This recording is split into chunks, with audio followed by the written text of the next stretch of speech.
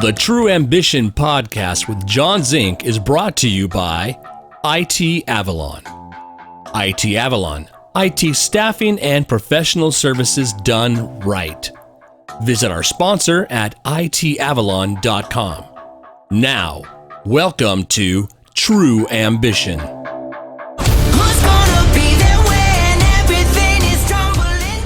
Hey everybody, welcome to the True Ambition podcast.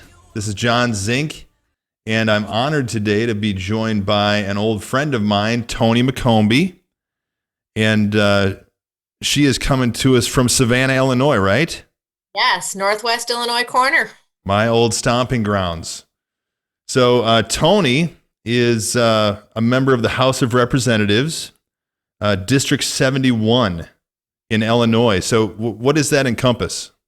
So really, it's Northwest Illinois. So basically, for folks that are probably watching you from California, basically on the border of Illinois, Iowa, Wisconsin, and follow the river south to the Quad Cities and over to Sterling Rock Falls. So I have parts of 4 counties, which I thought was a really vast geographical area until you meet the folks from down south in Illinois, and they have parts of 9 and 11 counties. So I don't complain anymore about my parts of 4 counties.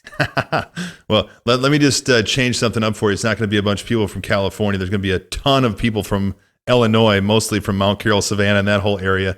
I posted something on Facebook, and everybody's like, oh my God, I love Tony. This is great. So I appreciate you being here. So just for everybody to know, 2021 started your 3rd term. You were elected by your House peers to be chairperson of the House Republican Organization, and you're the first ever woman chair. That's correct. That's correct. That is awesome. Yeah, but I would like to think that I was picked because I was the best, not because I was a woman. Of course. Of course. Come on. So born and raised in Savannah, Illinois, and husband, Kurt Hockman. And just to let everybody know, I grew up with Kurt. He was much younger than me, not much younger. I'm not that old, but his mom and dad were 2 of my favorites. Delbert was a police officer in Mount Carroll, and I saw him quite often, but not for the wrong reasons. Delbert was one of the good guys. And then you guys also have a dog named Molly. Yes. And you might hear her. She might do a cameo for you. We'll see. That's cool. We were just doing, we did a podcast with Emerson Hart. He's a lead singer at Tonic. And he was right in the middle of one of his songs, and all of a sudden, ruff, ruff, ruff. You're not going to make a thing today, are you? Of course. So you and I grew up about the same time. When did you graduate from high school? 90. 90. Me too. Yep. There was nothing that rhymed with 9-0. Yeah, 90. So I knew your mom, Georgia, even prior to knowing you, because my dad, Rich Zink, would take me out to different restaurants and bars and all kinds of stuff around Savannah. And I think that your mom, Georgia, worked at Ann's Cafe. She did. For quite some time. And actually, she got me a job there as well and told me not to screw it up. And I worked there every day after school, 4 to 8. Well, you are the spitting image of your mom. Well, now when she was alive, I was offended by that, but now I love it. Well, it's a compliment. And just for everybody's transparency here, whenever I do a podcast, I send out a questionnaire to everybody, and one of the things that you used as an adjective to talk about your mom was you called her spicy, and I said that was the perfect definition of Georgia. You said she passed at 55, right? Mm-hmm. What happened to her?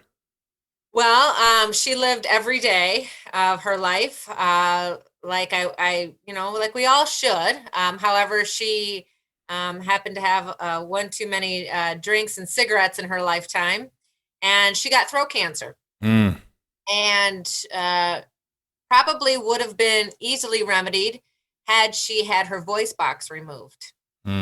But she chose to try chemo and radiation because she said her voice was, that's all she had. And knowing my mom, and anybody that's watching this would say she certainly had a voice. So for her, she opted for that, and that was her choice. And then she battled that for about 5 years. Well, I'm sure that everybody from back there in Northwest Illinois is going to like hearing about her, because I'm sure, as I do and you do, mostly you, but everybody else too, misses her, because she was a big figure around Savannah and Mount Carroll and that whole area. And I always enjoyed seeing her wherever I went, because she put a smile on my face, and you could also get away with no shit when Georgia was around. Yes, I do know this as well. Yeah, no, she was a great lady. She had a big heart. She was very tough. I'll kind of tell you a funny story, and I know a lot of people know this story, but she lived with Kurt and I the last 6-7 months of her life. And, she and I, as probably most mothers and daughters do, fight and argue. And she was always right, and I was always right. And, when you're a kid and you get smacked in the mouth for being smart, you say, I'm going to call DCFS, and she hands you the phone and says, call him. But she was at home and pretty vulnerable. She was, 80 pounds and pretty sick, and had have a good day and a bad day. And I knew it was like her last couple days, right? And I'm laying in bed with her, and she's, resting in and out, and I'm reading a book, and I look over at her and I think to myself, I'm going to ask my mom a question. I want to know. And I think she's going to say what I want to hear. So I say to Mom, I say, do you have any regrets? Do you have any regrets at, how you raised me, how, our arguments, do you have any regrets in how you lived your life? And she looks at me, not a crack of a smile. And she goes, not an effing one. And I looked at her and I said, you're going to be a bee to your dying day, Ernie. And then she smiled.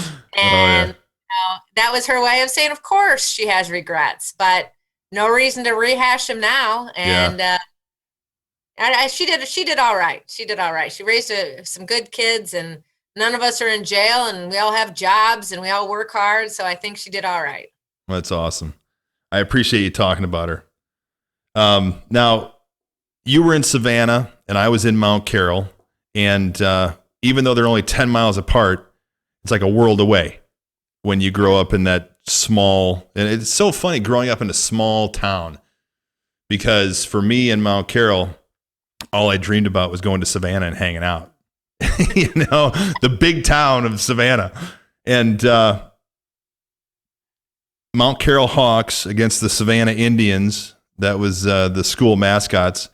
That was always a rivalry. And now, were you a good student going to high school, going to grammar school, that kind of stuff? Yeah, I was decent. It wasn't as easy as it was for my older brother, that's for sure, but easier than my youngest brother. I think I missed the honor society by like 1/10 of a point, which really ticked me off, because I really wanted the gold braids, when we were going through. But I did all right. The college was a little tougher, but you have a lot more freedom in college. So, right. That going to class thing, that's a real thing. So were you an athlete? No, in junior high, I played volleyball, basketball. No, I did play after graduation and after I was a grown-up, softball over in Preston, Iowa, if that counts. Yeah, but it counted for a lot of people. A lot of draft beer and a lot of pizza. Yeah, there you go. But no, not too much. I worked, like I said, I worked every day 4 to 8, and I was the friend that always had the money, and myself or Michelle Mills, because Papa Tom would always make sure to throw us a 20 here or there, and that could go a long ways with us girls. Oh yeah. What did you aspire to be when you were growing up? What did you dream about being? Not a politician. What I'll tell you, just my side of things. I mean, just I think back to it. It's like when I was a kid, I wanted to be a garbage man because you get to ride in the back of the garbage truck, or a fireman because you get to ride on a fire truck. So my dreams and aspirations were pretty much just riding on trucks. So I'm in a whole different world now. But what did you dream about being when you were a kid?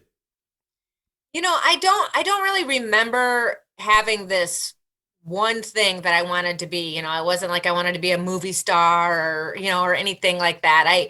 We moved around a lot. My mom remarried Jack Reagan when I was 6. So we were just always kind of moving. And I don't know if it was because I just didn't have a base or a long-term place to live that made me feel unsettled. I often think about, I still don't know what I'm going to be when I grow up.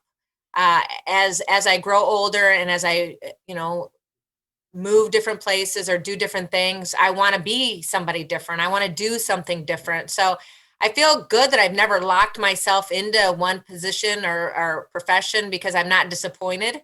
And, still, this is not where I end. I'm not going to be a lifetime legislator, that's for sure.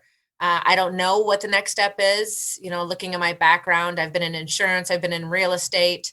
I love the food and beverage industry. I always tell my husband someday I'm gonna own a little place, a little, quaint little bar. And he says, well, that'll be the day we get divorced. And I come from a long line of tavern owners with my parents and grandparents and aunts and uncles. And it's just, I just love people. So anything that I do now or I do later will be because of people. So I guess I'm in the people business, and I love to learn from them and their experiences.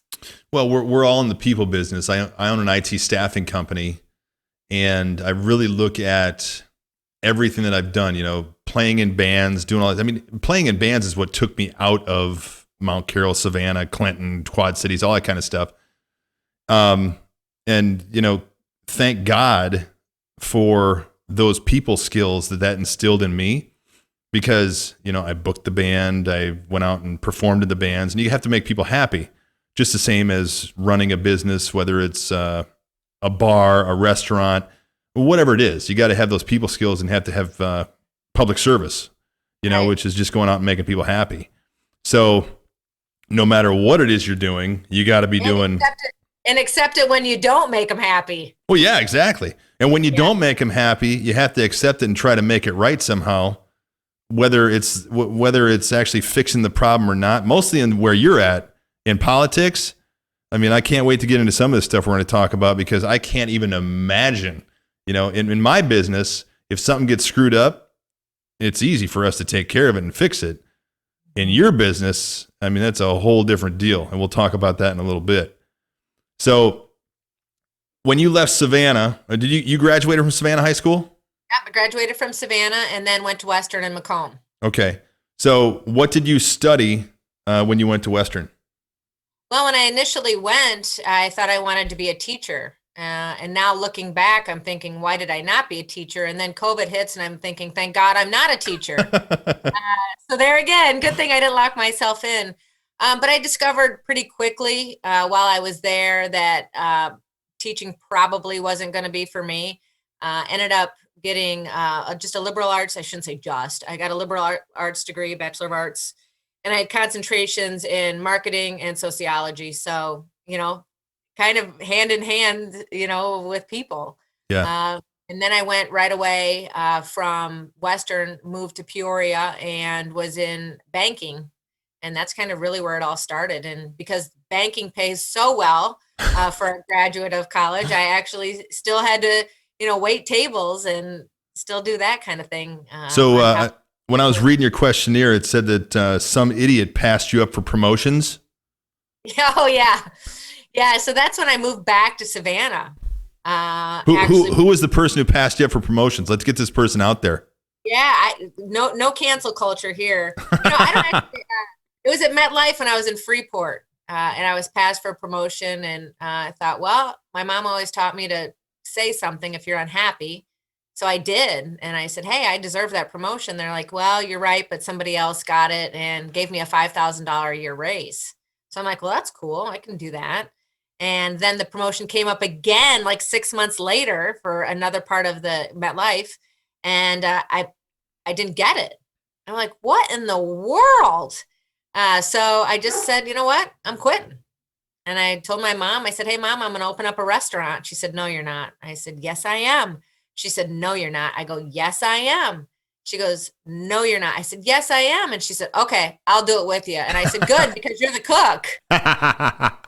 So that's when we started Cafe Blue, and then eventually the Blue Bed and Breakfast. And then it was really, then I'm self-employed, right? Everything I do is my own success or my own demise. And it'd be real hard for me to go back to the corporate world now. Yes. Real hard. So where was Cafe Blue at? I mean, that must have been after I took off and got out of the area. Yeah, it's in the 300 block. So just a couple down from Ingalls is probably what you would remember. Oh, yeah. Right next to the old Ben Franklin. Yeah. Or was it Ben Franklin? Or yeah, it was Ben Franklin. Yeah, there was a dime store there. Yeah. Yep. See, right in my mind's eye, it's all still there. I go back there and I see Savannah now, and I'm just like, oh my God. I look at where Thulin's used to be. I look where the upper deck used to be. I look at all these different things, and it's just like, I'm only back there for 5 or 6 days at a time now. So in my mind's eye, it's still all the same way it used to be when I used to drive around in a circle in Savannah. Yeah. Well, it's funny because Dana Chrisi, who you know, yep. She's turning 50, and so we've been chit-chatting about her birthday, and I said, well, she likes the VFW, but we could go to Bim's, and some of them, where Bim's? Well, Schroeder's. Well, that's not Schroeder's anymore. It's you got to keep up. So. Well, there used to be, remember down the hill from Schroeder's used to be Betty Mom's? Yes. That is no longer there. No, that was no longer there when I was still there, but that was interesting place.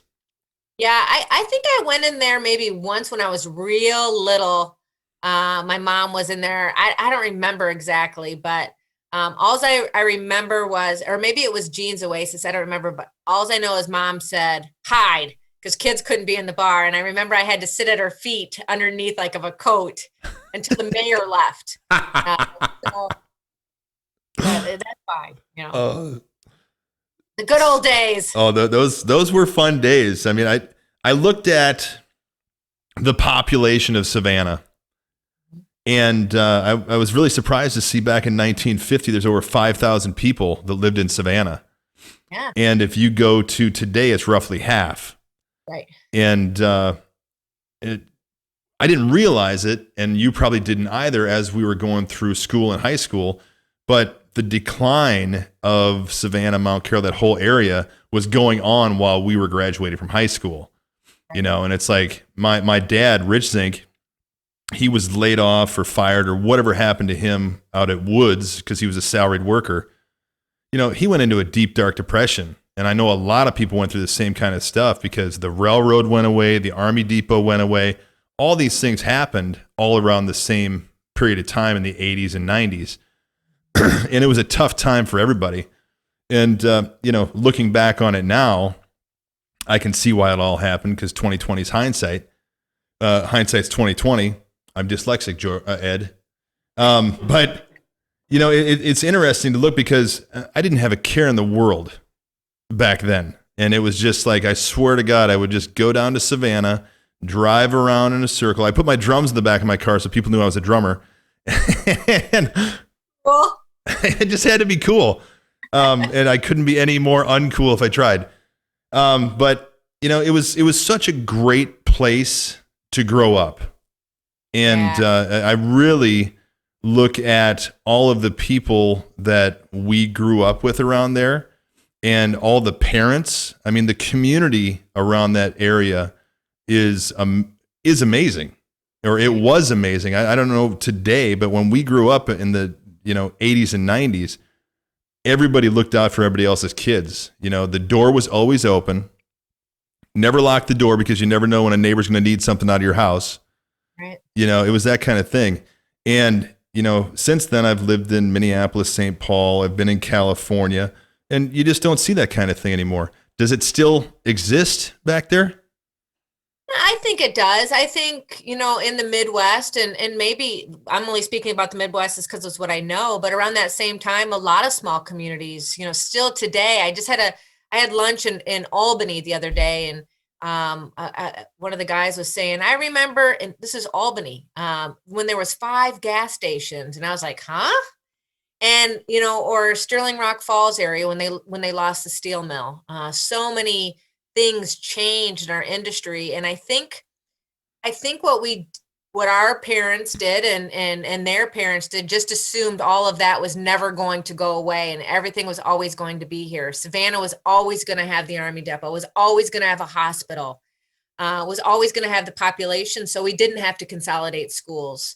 And that happened all over the Midwest. And I think we as adults see probably a little too late that we need to be reinventing ourselves and reinventing jobs and doing things differently than the baby boomers did. And I think the community is definitely still here. I think you find it more with sports families because they spend a lot more time together. Or folks that maybe still go on the river. Kurt and I, we camp at Seven Eagles. And so we have there's a camping community. Definitely there is. And we always lock our doors. So if you ever need a bowl of sugar, but I think that's still here. It's just not like it was when we were kids, we had with their cell phones now, our parents never knew where they were, but they knew that somebody else's parent wasn't going to hesitate to give us lunch or to whip our butts if we were misbehaving. Right. Now that piece is gone. And I don't know if that will ever come back, which is really a shame because like you said, we felt so free, don't come back till the streetlights come on, or, be gone all day. Otherwise we're going to put you to work. Right. But I think community is certainly still here. But also the sadness of the where we were, and we got to get over that and just, okay, move on. What's next? Yeah. The big lesson, I'm glad you brought that up because the big lesson I learned from what my dad went through was to never let something like that happen to myself, pull myself up by the bootstraps, get your ass to work, go do something else. It doesn't really matter. And, what we found out later is that he and some of the parts of the Zink family dealt with depression and it was untreated, so it's like a lot of those guys that were that age, well, I don't need a pill. I don't need that. That's pussy stuff. I don't want that, and a funny story is my mom later on, dad was dealing with diabetes and, he was a curmudgeon-y old son of a bitch. And he's sitting there and my mom talks to the doctor and says, this is what I'm dealing with as far as his depression. Doctor's like, well, I can give him this, just put it in with his pills. So he takes these new cocktail of pills with this one extra one in there. And I'm living in Minneapolis and St. Paul at the time. He calls me up one day. My dad never called me. I always called him. And I answered the phone. He goes, well, hello, young man. I'm like, who in the hell is this? All of a sudden he had this extra pill and he had his happy juice. Yeah. And it's just, it was pretty eye-opening just to hear that other person after he had what he needed. Right. But just what you talked about was great for anybody who's listening to this or watching this right now. If anything happens where you lose your job or something goes on, it ain't that bad. Move on, pick yourself up, say a prayer, talk to someone. There's many, many people in this world that'll help you out if you just ask. That's right. I remember Michelle Mills and I used to work together doing real estate appraisals. And then all of a sudden, and actually there was 7 appraisers that we had in the suburbs and in Chicago too. And then the real estate crash came. And then all of a sudden it was me and Michelle. And I said, Michelle, either we separate and go our own ways, or you and I stay together and we're going to have to figure out something else to do. And she's like, well, let's stay together. Misery loves company. So, literally we cleaned toilets, painted houses, did stuff around Savannah, we still appraised, but we didn't have the number of work, the orders coming in like we used to with the crash. And that's just it. We still have bills to pay. So you're going to have to figure it out. Yeah. And we did. Well, when you were in real estate appraisals, you also got your real estate license too. So you're an agent? Yeah, and I still do. I think they call us now a broker. We're brokers now, not just agents. But yeah, and I still do both of those things right now. So I do Obviously with the state position, it's really hard. I used to do 20 to 30 appraisals a month. Now sometimes it's hard to get 9 to 12 done. But we still have, we still are owned by our house and our debt. So we still have to, do all those extra things. So. Well, soon after that, you, for the city council, you were elected to the city council, right? Mm-hmm. Yeah. When I had the cafe, I found myself getting involved in the chamber, which, we did a lot of things with businesses on Main Street and community events, and found myself getting more interested in local municipal government. So I ran for council, and then I moved literally one house away and had to move out of my ward, and then was reappointed again. And through that is when I actually ran for mayor. There was a vote in a finance committee meeting on a Tuesday morning. Tuesday evening, the vote was changed different than what they said. And I raised my hand, and I was called on, and I said, Mayor, I'm curious. That's not what the committee voted on this morning. And I wasn't on the committee. I was just there, just there. And he said, welcome to the world of politics. And I thought, no, not in Savannah. Not in Savannah. We can't do that in Savannah, Illinois, of all places. We're nonpartisan. No, I'm not. And so I just decided to run, and I could just hear my mom in my head, just, don't complain, do something about it. And then ultimately that's how I got into this gig. Well, what years were you mayor of Savannah? Okay. So I was elected in 2016. I started 2016. So that would have been 2012. Okay. And what was your proudest moment of something that happened in Savannah while you were mayor? Oh boy, my proudest moment. That's not on my questionnaire, John. You can't have everything. I don't really know. I think one of the things that I did that no mayor has ever done and hasn't done since is I voted.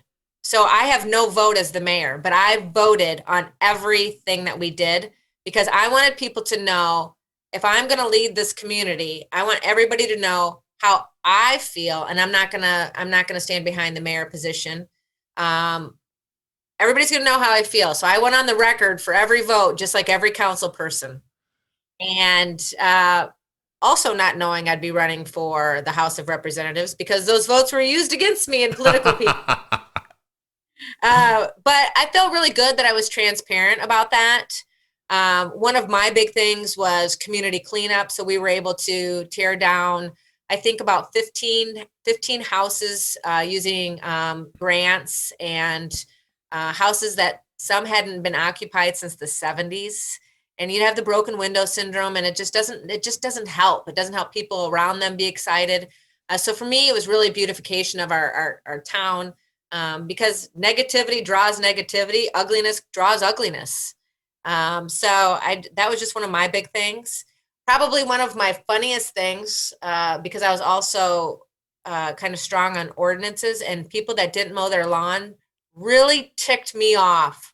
So I had a little 4x, talk about shaming and cancel culture. Here I am. I had like a little 4x4, and it said, please mow your lawn. Thanks, Mayor McCombie. And I'd stick it in their yard, and I'd take a picture of it, and I would put it on Facebook.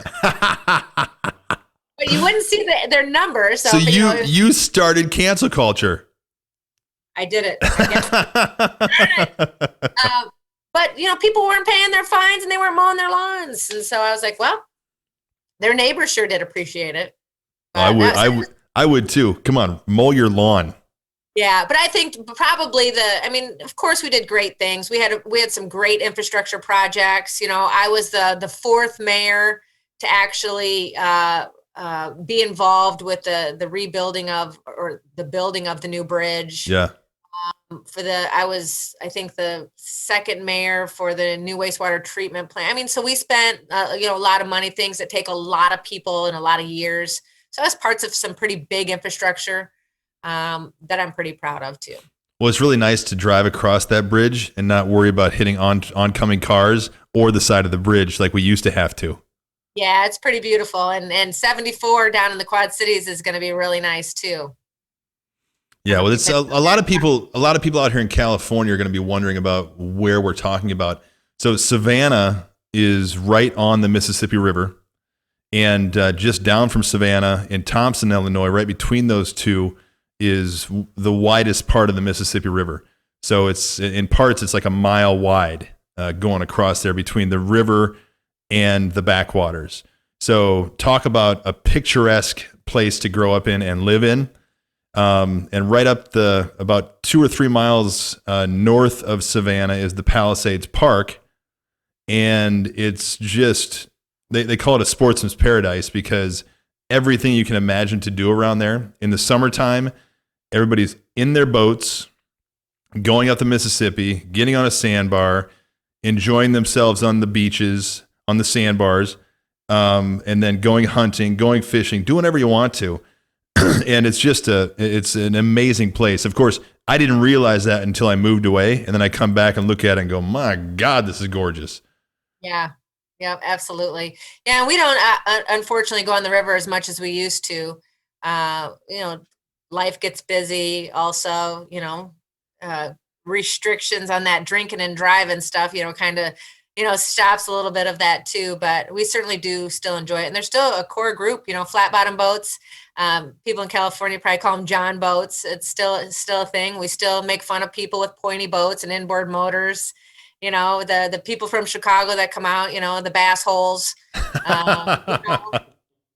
So that's still all there. Well, that was I don't remember what age I was, but Gary and Wendy Harkness are my aunt and uncle, and they were part of what was it called, the Back Alley Boat Club. Back Alley Boat Club. That's still a thing, man. What's that? That's still a thing. It is? Yeah, we had koozies made a couple summers ago. Well, I remember one of the Ritchie boys would take his boat down to the marina and put the boat all the way back and just create this huge wake going up through there. And it was awesome.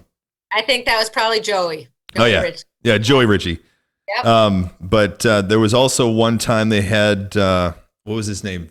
Spike at the Mic was the DJ who was down in the Quad Cities. They did this float thing where they went up by Bellevue, and then everybody just tied together their boats and then just floated down, and he actually DJ'd live on the boat coming down the river. I was a kid. I'm 6, 7 years old, something like that. And I just thought it was the coolest thing in the world because it was at the time. It still would be cool. Oh, yeah. We take usually a boat trip in July. They've done it for years. We missed out on several of them. But, actually we went all the way up to the pool, the first pool, where the St. Croix and the Mississippi meet, actually. And I remember we're all in our boats, and probably 20, 25 John boats. And they got some really nice boats up there. And, that's where you see, women wearing khaki pants and white button-ups and wearing bright white keds on the Mississippi River. And they're like looking down at us and what are you guys doing? Are you clam diggers? No, just here socially. So I remember when we were kids, but my dad's last tour, we moved to Wasilla, Alaska, which is kind of funny because Savannah live up there. And so we camped that whole entire summer on the river, and Mom and Dad would come into town for supplies, also known as Jean's Oasis. And one day the boat broke. We couldn't, my dad's like, well, I don't know what to do. We're going to have to stick one of you kids on a tube to go float and go get us some help. And we're way beyond Santa Fe. And my older brother, Kelly, and my younger brother, Michael, they're like, I'm not getting on there. So they stick me on there. Here I am, in 7th grade, and put me on a inner tube. And Dad says, well, go float and get us some help. Okay, down the river I go. Put a big old orange life jacket on.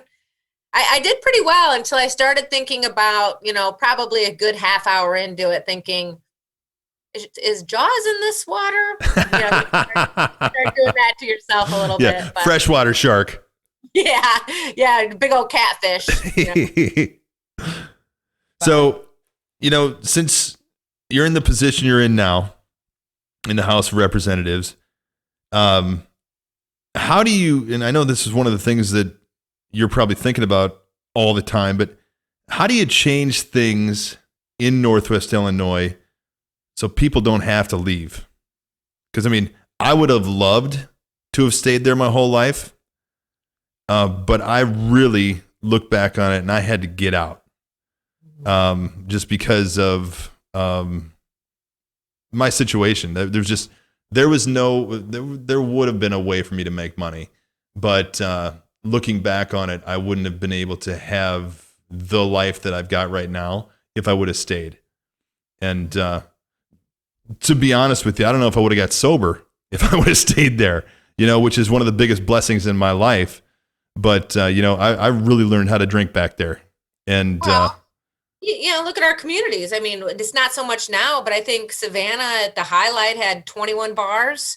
Mount Carroll, how many people live in Mount Carroll? And even now, I think there's still 1, 2, 3, 4, 5 places to, go to. It was a part of our lives. Oh, big time.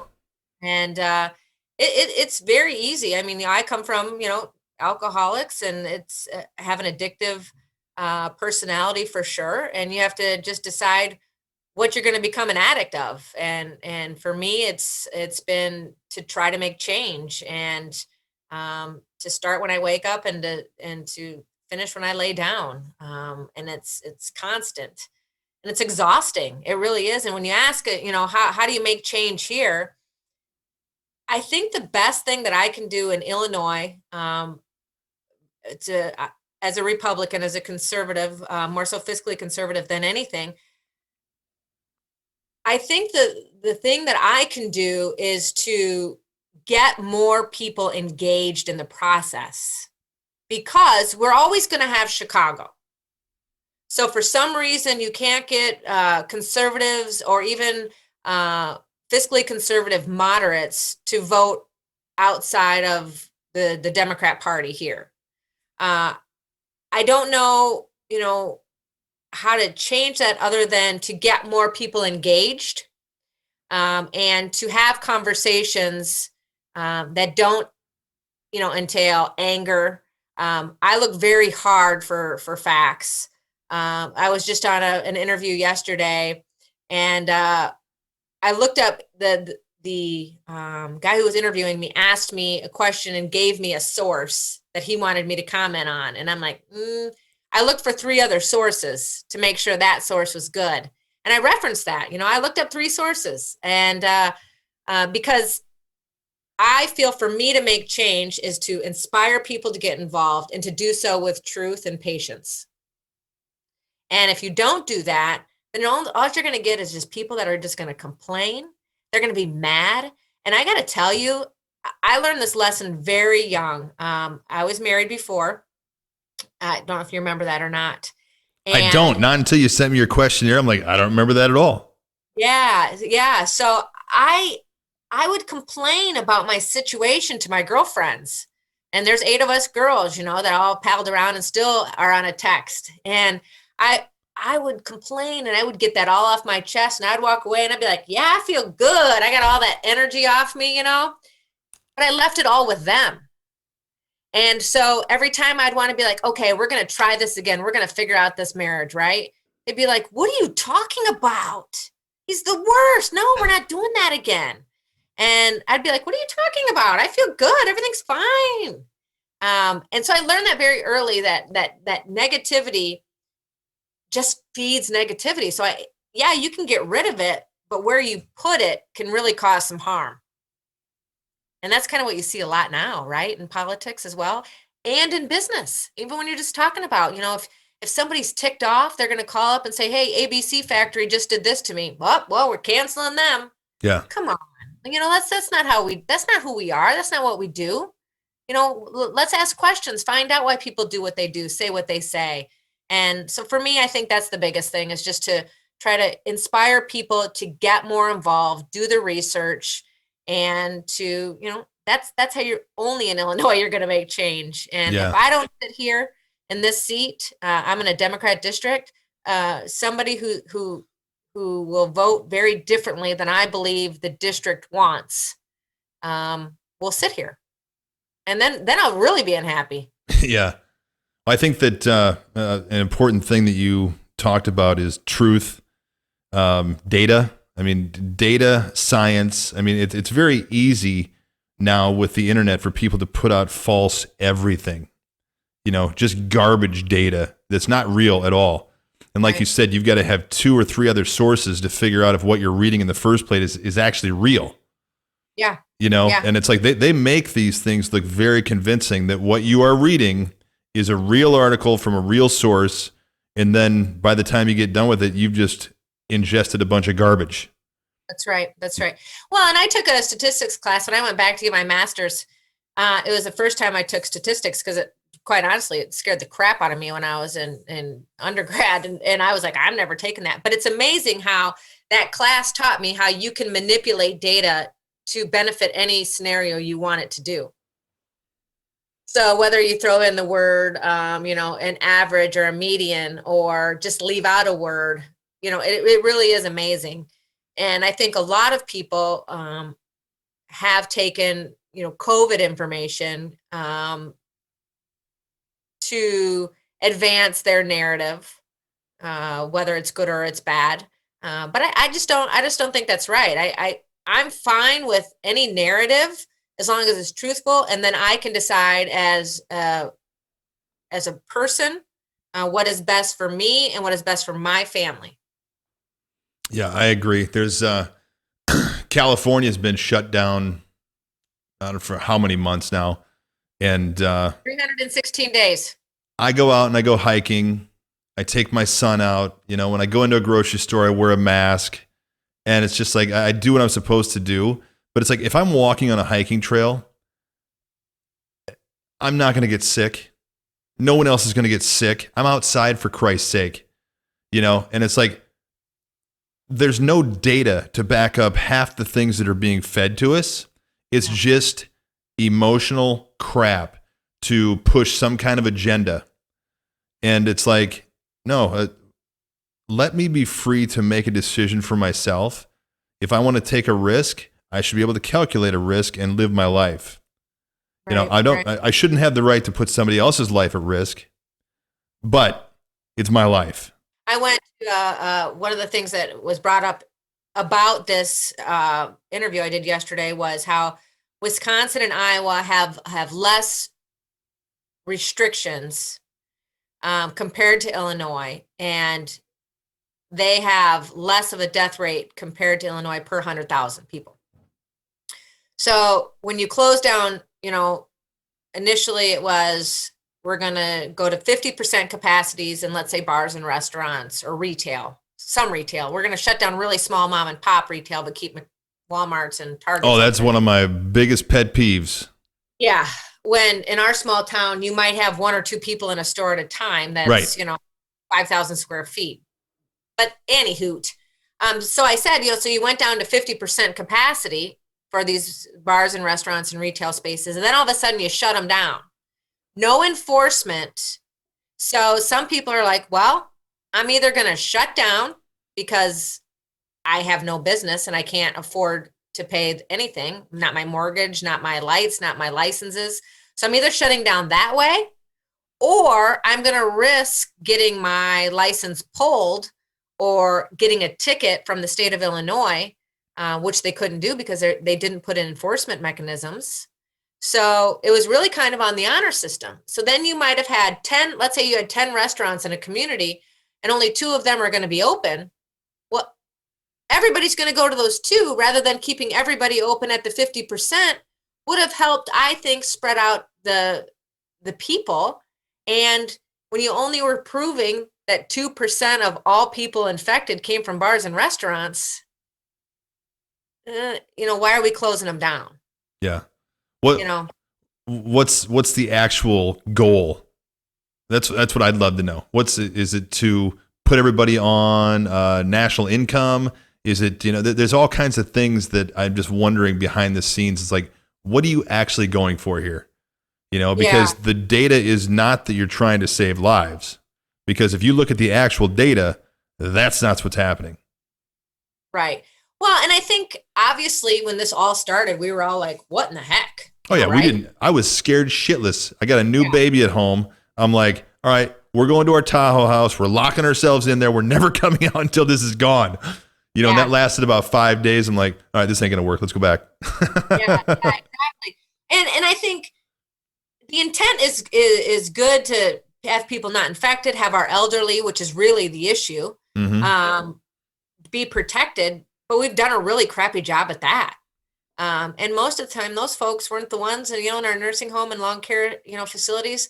They weren't the ones shopping in our small places. They weren't the ones out and about eating. And then you have the issues of for Thanksgiving, Kurt had to work and the Moose was delivering food.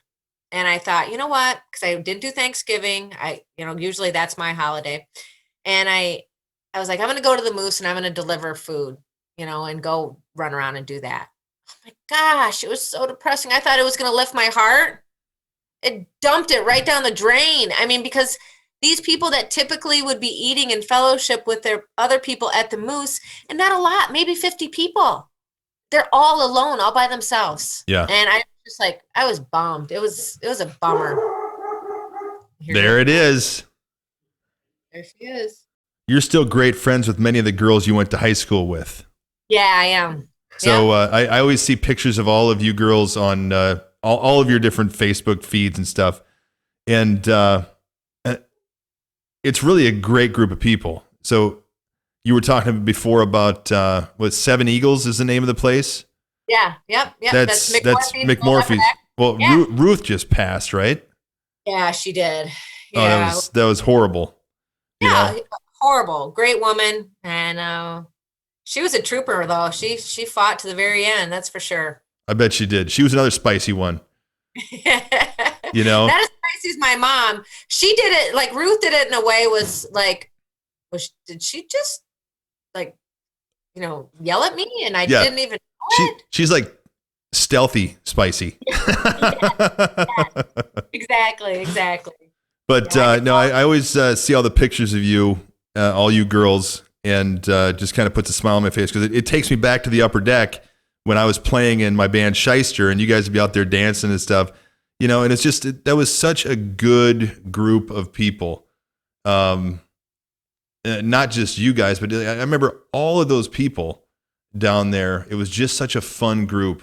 And I miss those days because that was fun. Yeah, I know it. I know. Yeah. And I still, like I said, we still have a text chain and, it literally is like we're still in junior high. I mean, the things that come out, I mean, it's just, it really is a blessing. When we went to college at Western, a lot of us went to Western and we were known as the Savannah girls. And when you're talking to other people, like from the suburbs and bigger communities, they might have one or two friends that are really close. I mean, these 8 women know everything about it. And no, they can't be bought off, people. But it's just, it's a blessing to know that I have that support and even the support of their parents. I mean, I think about, Tracy Hass, Penny and Keith Brown. I mean, they helped me through college and still a big part of my life. I have Kurt's parents, of course, but to have somebody that, if Kurt and I were to get into a fight or something, not that this has ever happened, but if it did, I could go down there and say, I'm sleeping on your couch tonight. And Penny'd be like, no, we're putting you in your old spare bedroom, So it's just nice to still have family and knowing that any one of those girls' parents are still, here for us, Ruth James and Janine Mills and, Becky, Chris, everybody, they're right here, all for us. Well, it goes back to what we talked about before, which is how special that community is. Yeah. So one other thing I want to talk about is your brother, Kelly, big Vikings fan, which I'm a big fan of. And him and I are always going back and forth on Facebook because our miserable Vikings are shitty again this year. But who do you follow? Well, I'm just gonna say the only clothing I have for football is Detroit Lions. So Kurt's a diehard Lions fan, and there's probably less of them than there are Vikings fans. That's for sure. But I remember the Vikings. My dad was a huge Vikings. My dad Pat was a huge Vikings fan, and so I've always remembered that. So I always thought I was a Vikings fan, but then Kurt's like, "You can't be a Vikings fan. You're a Lions fan." So, so I guess I'm a Lions fan. But if I go to a Bears game and they're playing, I'm fair weather. I'll just go wherever they're having a good time. I don't care. Who inspires you the most in your life? And this can be more than just one person, but who are the people that really inspire you in your life to do what you do? Well, he's just walking out the door to go to work. Bye, Kurt. Yeah, I'd have to say certainly Kurt has been, you always take advantage or take for granted your spouse.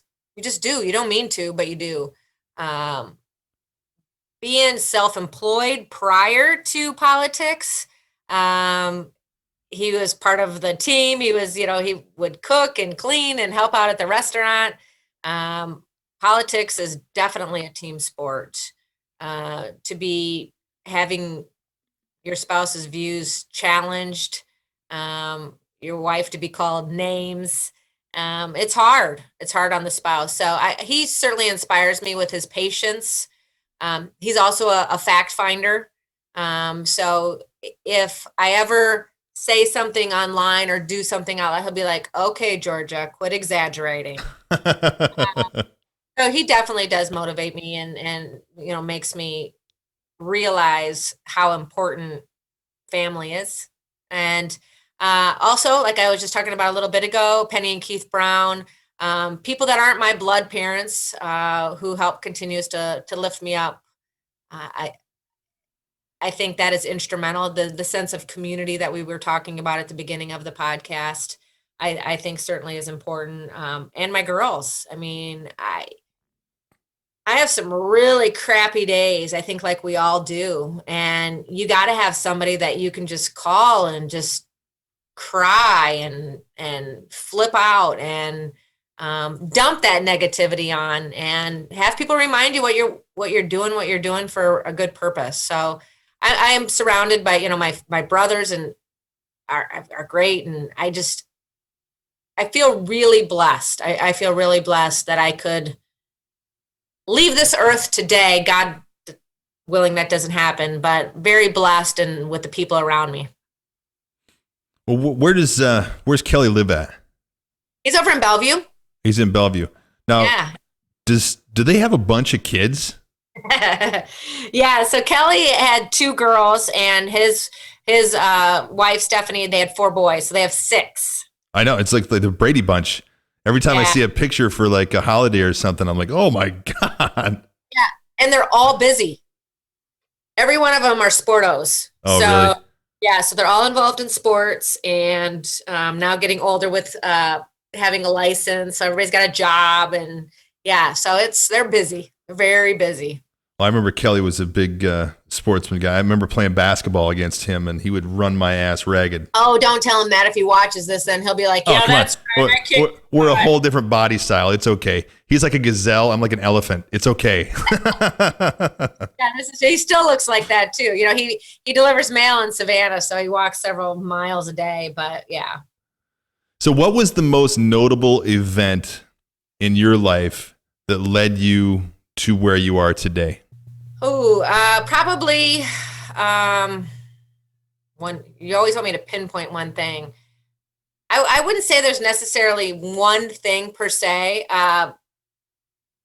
but failing at something has made me stronger. I've failed at business, failed at a marriage. I think failure probably is the most notable thing that has, in the end, lifted me up to make me successful, truly. And I know that sounds kind of weird, but I tell that when I'm out and about and I'm talking to kids even. letting myself fail, taking risks, letting yourself be vulnerable, really, I think has rounded a lot of my experiences. So to say that there's one thing that has happened, I probably can't give you one thing, but failing at several things is probably. Well, I think that you're right on the money, because I don't know if it's the failure, but it's the teachings or the lessons that you learn from the failure. Yeah. If you're smart enough to, that will really define where you go. So, I mean, the person that you've become today is, the culmination of all of those lessons that you learned from all of those failures. Because I've had a shit ton of failures in my life. Yeah. And they all lead us, if we learn from them, Right. to a great place. Right. If we make the mistake to keep on making those mistakes again and again and again, well, that also led me down a dark path of alcoholism, because I made those mistakes day in and day out. And then all of a sudden, God blessed me with a day to wake the fuck up. And, here I am 6.5 years later, happy, talking to a friend of mine who, is back in, my hometown and my stomping grounds. And I couldn't be more proud of you for what you've done. It really is a cool thing. So it's a pleasure to talk to you today. I never thought that in a million years, that this is where I would be. And, I have to wonder, what's next? I mean, but don't we all, and now you have your boy, and you're like, what's next? Well, the funny thing is, the exact next question that I've got for you is, what's next? Oh. I swear to God, it's number 31. What's next? I don't think that was on my questionnaire either. I don't know. So we're in Illinois with the census. We're through a remap. So most likely Savannah will be mapped out of my district. So Kurt and I have made the decision that if that is the case, we will move into the next district. But the house has been enjoyable. I will tell you, it's not as enjoyable year 5 as it was year 2. Year 1, I won't count, because it was just like trying to figure everything out. The narrative is so toxic. I see why, most people, and I know people talk about term limits, most people in the House and the Senate in Illinois, 6 to 8 years tops. And I get it, because it's tough. So I don't know. I don't foresee myself going into the Senate, because nothing happens in Illinois unless it's in the House. The downfall is that you have to run every 2 years. So like literally I was sworn in January, this couple weeks ago. I'll get my petitions this September to get on the ballot for next year. Oh my gosh. So we're always kind of campaigning. Yeah. But that also keeps you accountable. And I think that's good. People get lazy in this position. And as a state rep, you have no time to get lazy if you're doing your job right. So where would Savannah go if it was moved out? Probably up into the 89 up Chesney's district. We'd probably, Mount Carroll used to be in my district, and they'll probably just suck Savannah into it. So I think, I love municipal government. I could see myself going into an administration position. I just really love municipal government. But to be a mayor, like I said, there's no vote, and you can lead and you can craft, but I think administration, I could see myself doing that. You never know, if the right restaurant or the right business came knocking on my door, I wouldn't be opposed to that. I think I have an entrepreneurial spirit, so I'm always searching for not even the next thing that's going to make me money, but the thing that's going to help me grow.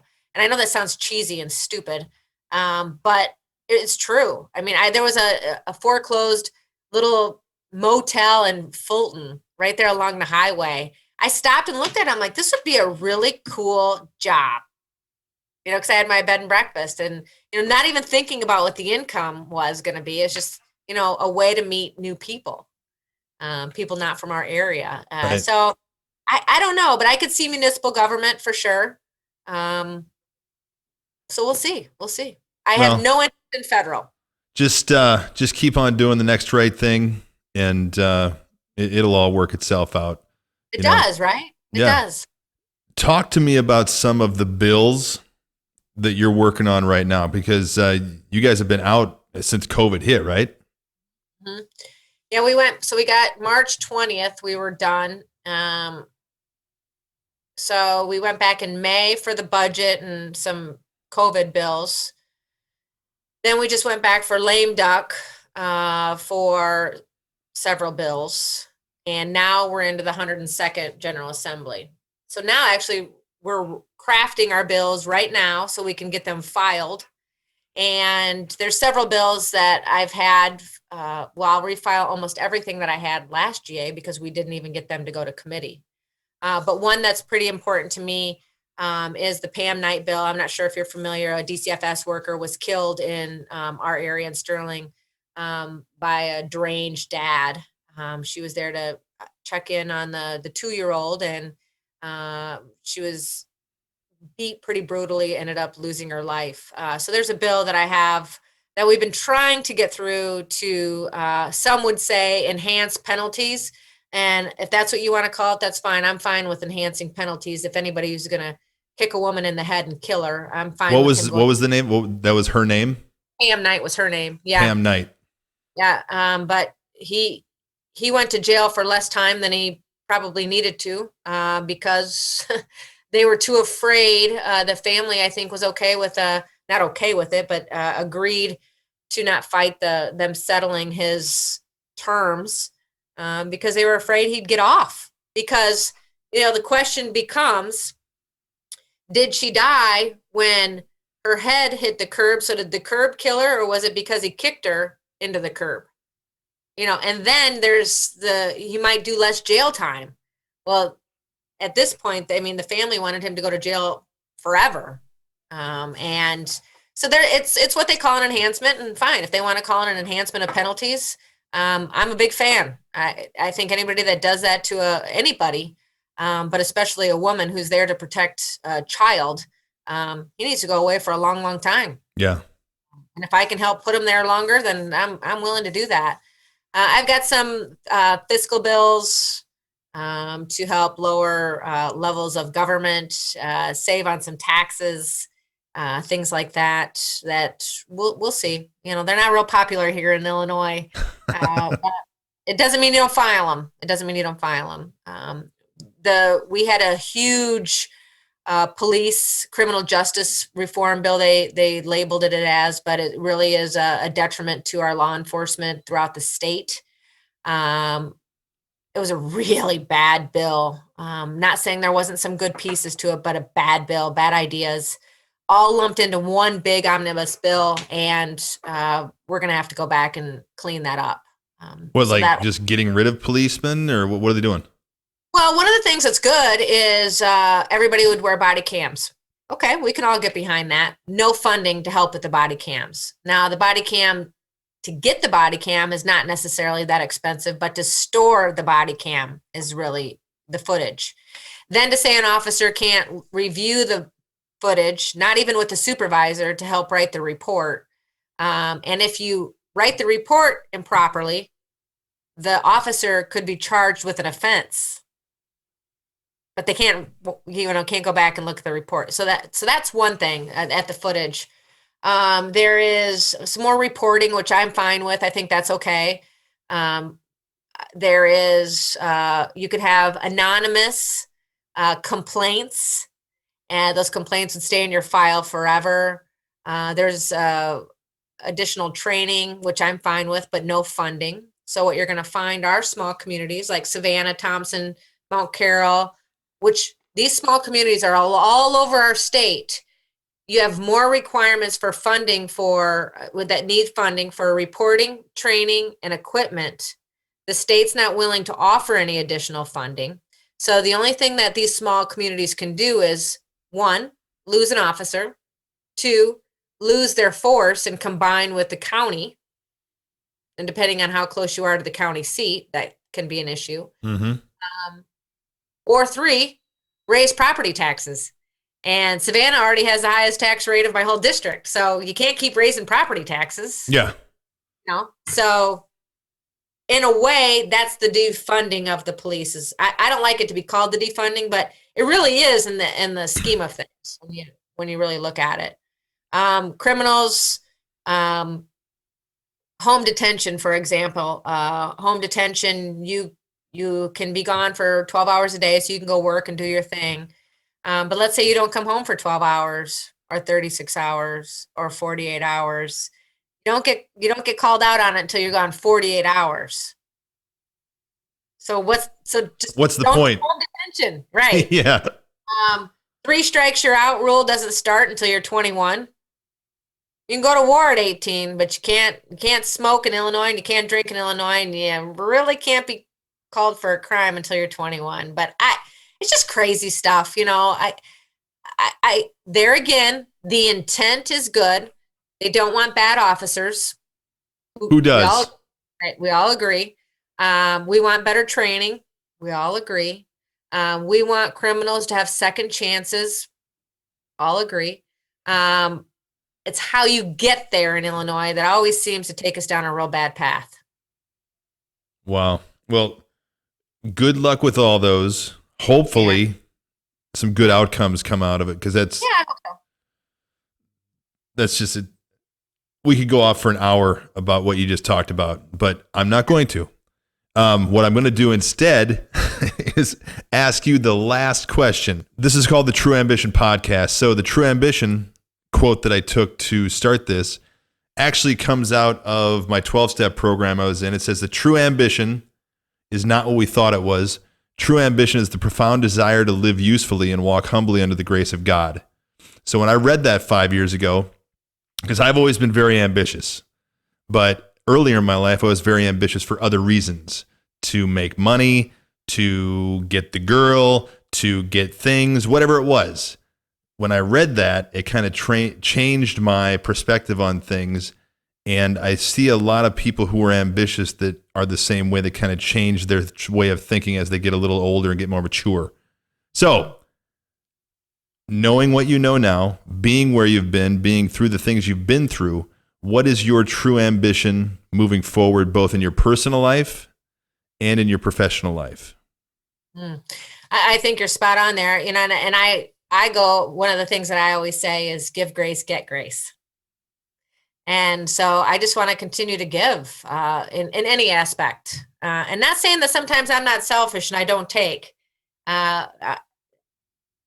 Let's be honest. I mean, we all do that, right? And but that's the real ambition, is just to continue to give grace. And I know I'll get that grace back.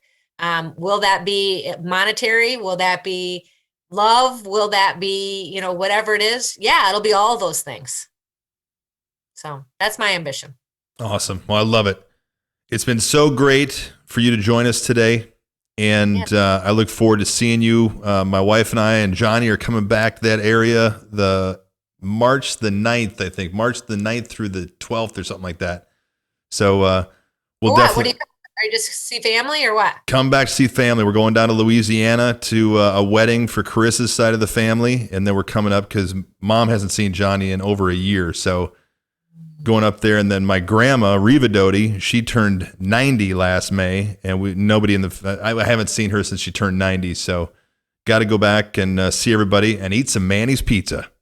I hear you. I was just on a little trip with the girls for their 50th, and first thing, even gone, 5 days. It's like you gotta come home and you gotta eat Manny's. Call it in on the way home from the airport. So, well, Tony, thank you so much. Yeah, maybe I'll see you when you're home. All right, sounds great. All right, take care. God bless. Bye-bye. The True Ambition podcast is brought to you by IT Avalon. For more information and links to other episodes, please visit www.trueambition.org. Now, go find your true ambition.